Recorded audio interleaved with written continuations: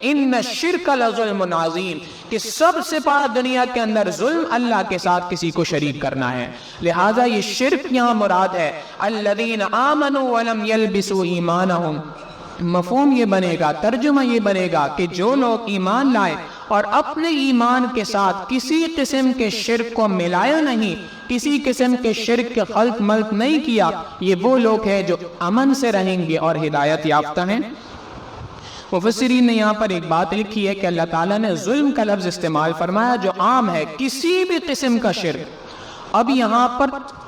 شرک کی تمام اقسام آ گئیں، اور ان تمام اقسام کو مشرکین کو بھی غور سے سننا چاہیے، مؤمنین کو بھی بڑے غور سے سننا چاہیے کہ کہیں ایسا تو نہیں کہ ہم کسی شرک کے اندر مبتلا ہیں۔ فقہاء نے اسی وجہ سے شرک کی دو قسمیں لکھی ہیں، ایک شرک تو وہ ہے جس کو شرک جلی کہتے ہیں، واضح شرک ہے، اور ایک شرک وہ ہے جس کو شرک خفی کہتے ہیں، چھپا ہوا شرک ہے، عام طور پہ بندے کو پتہ نہیں چلتا مگر حقیقتاً وہ شرک کر رہا ہوتا ہے۔ لہٰذا ایک بات تو یہ کہی کہ اللہ تعالیٰ کی ذات میں کسی کو شریک کرنا، جیسے عیسائی کیا کرتے ہیں کہ خدا تین چیزوں کے مجموعے کا نام ہے، اللہ کی ذات ہے، عیسیٰ علیہ السلام اور بی بی مریم، یہ اللہ کی ذات کے اندر شریک کرنا یہ بھی ناجائز ہے، یہ بھی شرک ہے۔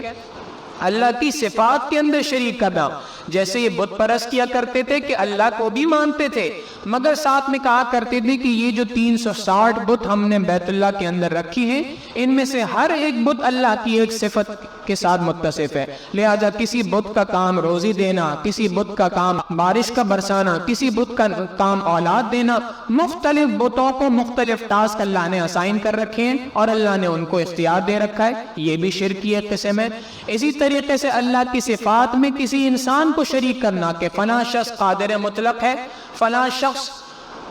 حاجت روا ہے، فلاں شخص مشکل کشا ہے، فلاں ولی اللہ کا وہ ہماری دعا کو سنے گا اور ہم اس سے دعا مانگیں گے تو ہماری دعا کو قبول کرے گا، فلاں مزار پہ جو اللہ کے ولی رہتے ہیں ان سے ہم دعا مانگیں گے تو اس دعا کے بدلے یہ معاملہ ہو جائے گا۔ یہ تمام کی تمام شرک کی اقسام ہیں، اور اس سے ایک اور درجے کا شرک جس کو عام طور پہ شرک سمجھا نہیں جاتا، مفسرین نے لکھا، ہمارے مشائخ نے لکھا کہ ایک ہوتا ہے زر پرستی، ایک ہوتی ہے زن پرستی۔ زر پرستی ہو کہ زن پرستی ہو، یہ دونوں کی دونوں بت پرستی کی اقسام ہیں۔ زر پرستی کہتے ہیں مال کی محبت کے اندر انسان اتنا اندھا ہو جائے کہ اپنے خالق کو بلا بیٹھے، خالق کے احکامات کو بلا بیٹھے، یہ بھی ایک شرک کی قسم ہے۔ زن پرستی عورت کی محبت کے اندر ایسا گرفتار ہو جائے کہ حلال حرام کی تمیز چھوڑ بیٹھے، حلال حرام کی تمیز کو چھوڑ کر اور اللہ نے جس چیز کو اس کے مقدر میں رکھا ہے اس کو چھوڑ کر حرام کی طرف التفات کر رہا ہے، یہ بھی زن پرستی ہے، یہ بھی بت پرستی کی اقسام ہے۔ لہٰذا زن پرستی ہو، زر پرستی ہو، یہ سب کی سب بت پرستی کی اقسام ہے، خدا پرستی ان کے علاوہ کسی اور چیز کا نام ہے۔ لہٰذا فرما دیا کہ کسی بھی قسم کے شرک کو اگر تم نے اللہ کے ساتھ ایمان کے ساتھ ملا دیا تو تم ایمان والے نہیں رہ سکتے، ہدایت پہ رہنا چاہتے ہو، امن کے ساتھ رہنا چاہتے ہو، قیامت کے دن امن والے لوگوں میں رہنا چاہتے ہو تو اصول بیان کر دیا۔ الذین آمنوا، جو لوگ ایمان لائے، ولم یلبسوا ایمانہم بظلم، اور انہوں نے ایمان کے ساتھ کسی ظلم کو، کسی شرک کو ملایا نہیں، اولئک لہم الامن، یہ وہ لوگ ہیں جو سراپا امن سے رہتے ہیں، وہم مہتدون، اور یہ ہدایت یافتہ ہیں۔